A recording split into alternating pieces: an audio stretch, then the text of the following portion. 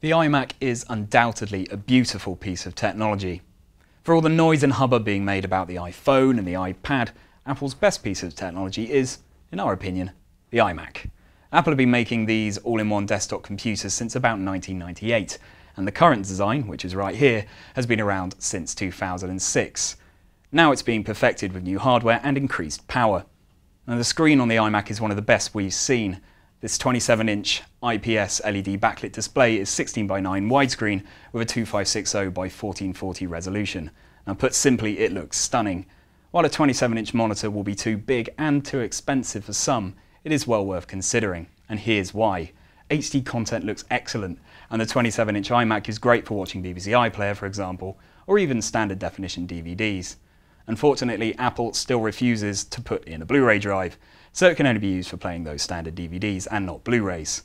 Now, while there's nothing majorly new going on the outside, what's inside has seen a significant overhaul. For an all-in-one computer, the iMac is certainly formidable. The unit right here that we've been looking at for review is a custom configuration of the 27-inch iMac, and it costs £1,809. Standard version is about £1,600. For the extra money, Apple will upgrade the processor from a 3.1 GHz quad-core Intel i5 to an Intel Core i7. Admittedly, for most users, the standard i5 configuration will be easily fast enough. There's also 4 GB of memory and a 1 TB hard disk. The graphics come courtesy of the AMD Radeon HD 6970M, which has 1 GB of dedicated graphics memory. The results are excellent. We popped Portal on it, and it ran brilliantly, with all the detail settings turned right up, and in the native 2560 by 1440 resolution, the iMac was capable of frame rates of around and above 150 frames per second. The webcam up here is very good, and Apple's updated FaceTime HD software is capable of making video calls in 720p HD. The only issue with this, as is often the case with Apple, is that it will only work with other Apple products. Still, the quality is excellent, and even standard definition calls made over Skype look good. Another new addition is Thunderbolt.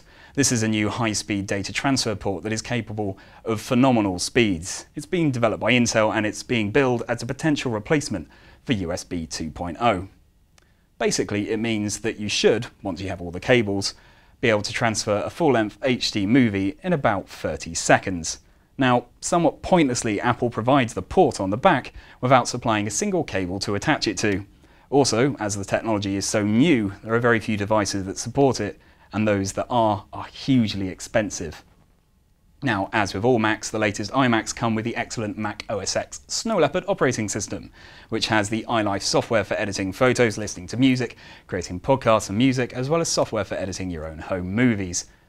And all of that is great. Now, all in all, this is a seriously good all-in-one computer that does away with the pointless and low-quality touchscreens that we've seen plaguing so many systems that run on Windows 7. While the price might be quite high, they start at £1,000 right up to £1,600 and way beyond, the iMac really is a lovely piece of kit, and we'd highly recommend it.